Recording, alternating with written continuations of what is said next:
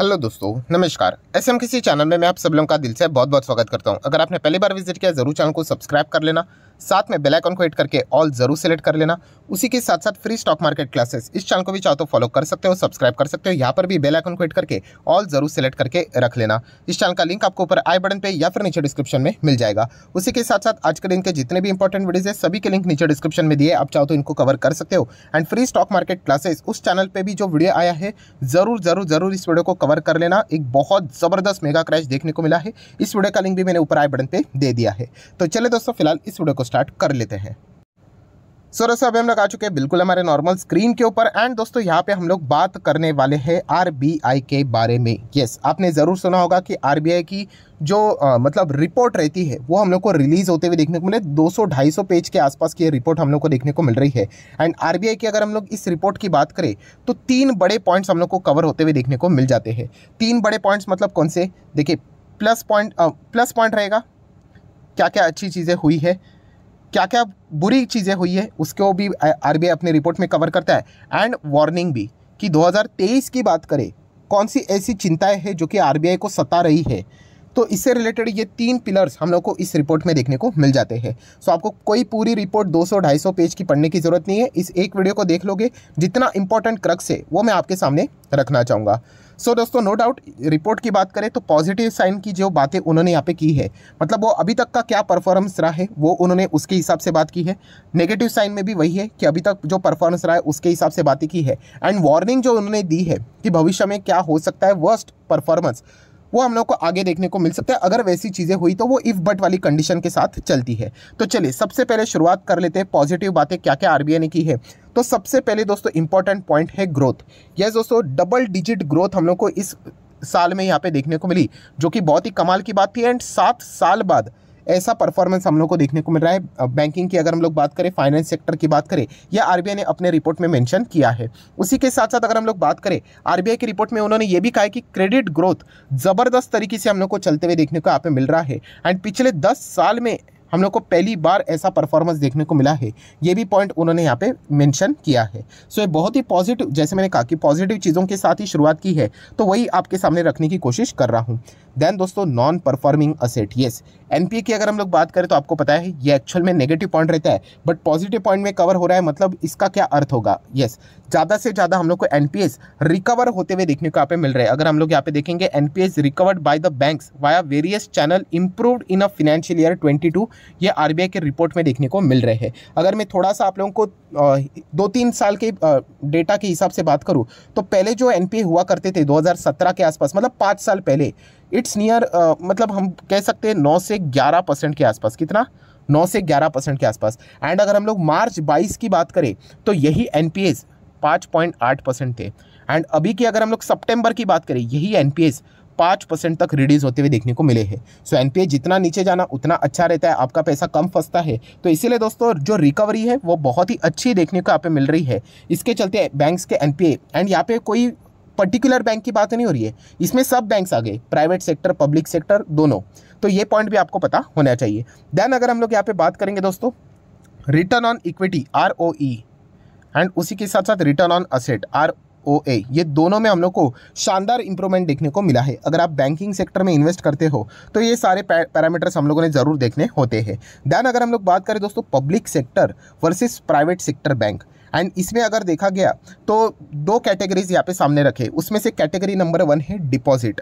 तो डिपॉजिट के मामले में किसके पास सबसे ज़्यादा डिपॉजिट है? ऑब्वियसली दोस्तों सरकारी बैंक्स। सरकारी बैंक की अगर हम लोग बात करें तो उनमें सबसे ज़्यादा पब्लिक पैसा रखते हुए देखने को यहाँ पे मिल जाते हैं, क्योंकि डिपॉजिट्स आपके सेफ रहते हैं। पब्लिक सेक्टर में कभी सुना है आपने कि आपका पैसा डूब गया करके? कभी भी नहीं। तो इसलिए दोस्तों बताया जा चुका है 62% डिपॉजिट, अगर 100% डिपॉजिट है तो उसमें से 62% किसके पास है? सरकारी बैंक्स के पास है। एंड जो बैलेंस है वो प्राइवेट सेक्टर अदर बैंक्स के पास देखने को मिल रहा है। तो कितना बड़ा कंट्रीब्यूशन सरकारी बैंक में हम लोग को देखने को मिल रहा है डिपॉजिट के बारे में, वो आप यहाँ पे देख सकते हो। रिपोर्ट में सारी चीज़ें मेंशन की है। देन दोस्तों बात करेंगे लोन की। लोन की अगर हम लोग यहाँ पे बात करें तो लोन में भी नंबर 1 पे कौन है? तो सरकारी ही बैंक हम लोग को देखने को मिल रहा है।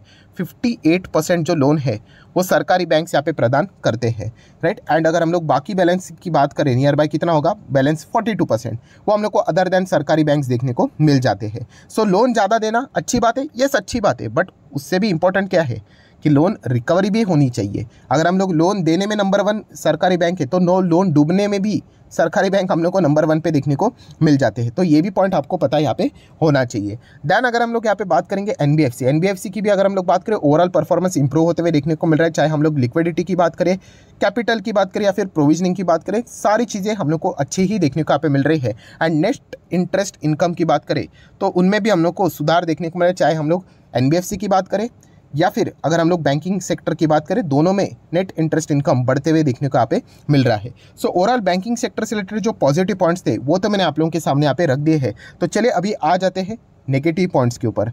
सो बैंकिंग सेक्टर से रिलेटेड ये जो रिपोर्ट सामने आरबीआई ने रखी है उसमें क्या क्या ऐसे पॉइंट्स रखे हैं जो कि बैंकिंग सेक्टर को ऊपर जाने के लिए नहीं बल्कि नीचे लेके आने की कोशिश यहाँ पे कर रहे हैं। तो उससे रिलेटेड बात करेंगे, बट उससे पहले जरूर कहना चाहूँगा दोस्तों, जितना हो सके इस वीडियो को लाइक करना। आपके लाइक के कारण मेरा मोटिवेशन यहाँ पे बढ़ जाता है। तो चलिए नेगेटिव पॉइंट्स को कवर कर लेते हैं। सबसे बड़ा सरदर्द क्या है? Scam, fraud. इसके चलते दोस्तों बैंकिंग सेक्टर में हम लोग को बहुत ज़्यादा गड़बड़ी देखने को मिली है। एंड स्कैम एंड फ्रॉड में इसमें नंबर 1 कौन है ये मुझे बताने की ज़रूरत नहीं। यस, सरकारी बैंक्स में सबसे ज़्यादा हम लोग को स्कैम्स एंड फ्रॉड्स होते हुए देखने को यहाँ पे मिल जाते हैं, नंबर्स के हिसाब से भी एंड वॉल्यूम्स के भी हिसाब से, राइट। सो ये भी हम लोग को चीज़ें देखने को मिली है। उसी के साथ साथ दोस्तों एक चीज़ में सुधार होते हुए देखने को मिल रही है, किसमें? नंबर ऑफ़ फ्रॉड्स में। नंबर ऑफ़ फ्रॉड्स की अगर हम लोग यहाँ पे बात करें, वो नंबर घटते हुए देखने को मिल रहा है। अगर मैं एग्जैक्टली अगर आपको डेटा बता दूं तो पहले हुआ करते थे 9000 से ज़्यादा स्कैम। कितने? 9000 से ज़्यादा, इसमें पब्लिक प्राइवेट दोनों आ गए। एंड अभी जो संख्या है दोस्तों वो है नियर बाय 7358। तो आप चेक कर सकते हो नंबर ऑफ फ्रॉड्स हम लोग को घटते हुए देखने को यहाँ पे मिल रहे हैं। सो एक पॉइंट आपको पता होना चाहिए। उसी के साथ साथ अमाउंट ऑफ फ्रॉड की भी अगर हम लोग बात करें, अमाउंट ऑफ फ्रॉड या फिर स्कैम आप बोल सकते हो, उसमें भी हम लोग गिरावट देखने को यहाँ पे मिल रही है। पहले कितना होता था पता है? 1.3 लाख करोड़। इतना ज़बरदस्त हम लोग को ये गड़बड़ी देखने को मिलती थी, पैसा डूबता था। अभी कितना है? 60,000 करोड़ ओनली।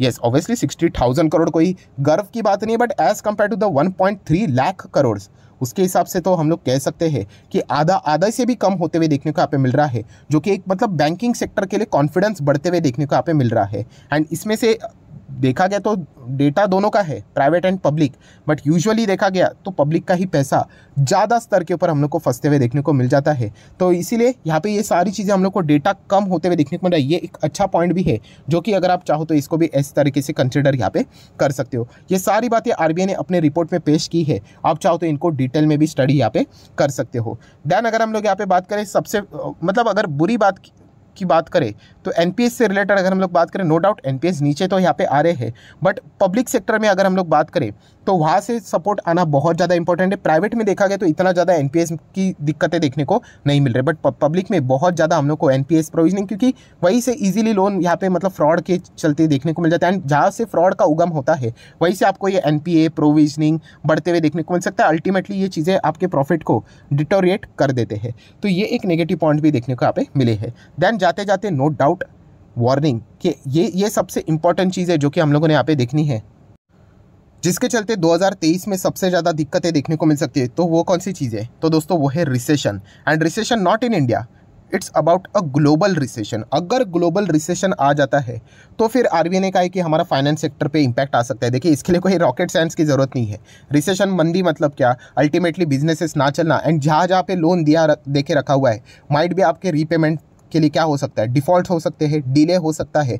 तो सबसे पहले फाइनेंस सेक्टर के ही ऊपर हम लोग को वो दिक्कतें देखने को मिल जाती है। सो इसीलिए अगर ग्लोबल मंदी अगर आ जाती है तो क्रेडिट ग्रोथ जो अभी बहुत अच्छा खासा हम लोग को देखने को मिल रहा है वो हम लोग को ख़राब होते हुए देखने को यहाँ पे मिल सकता है। ये बताने के लिए कोई रॉकेट साइंस की ज़रूरत नहीं है, बट आपको पता होना चाहिए। एंड उसी के साथ साथ अगर हम लोग यहाँ पे बात करें तो बैंक्स ने मतलब आरबीआई ने बैंक्स को ये बता के रखा हुआ है कि आपने ग्लोबल रिसेशन के ऊपर फोकस रखना चाहिए। एंड लोन देते वक्त संभाल कर लोन यहाँ पे बांटना चाहिए। सामने वाले जो पार्टी है जिसको भी आप लोन दे रहे हो उसका क्रेडिट वर्थिनेस चेक करो, क्या वो लौटा पाएगा कि नहीं लोन। ऐसा नहीं होना चाहिए कि थोड़ा बहुत भी रिसेशन का फटका लगा एंड सामने वाली पार्टी डिफ़ॉल्ट हो गई, बैंकक्रप्ट हो गई, तो अल्टीमेटली फटका किसको लगेगा? आप ही को लगने वाला है, बैंक्स को लगने वाला है। आप ही का पैसा डूबेगा एंड वापस इन्वेस्टर का कॉन्फिडेंस चला जाएगा एंड बैंकिंग सेक्टर से वो निकल जाएंगे।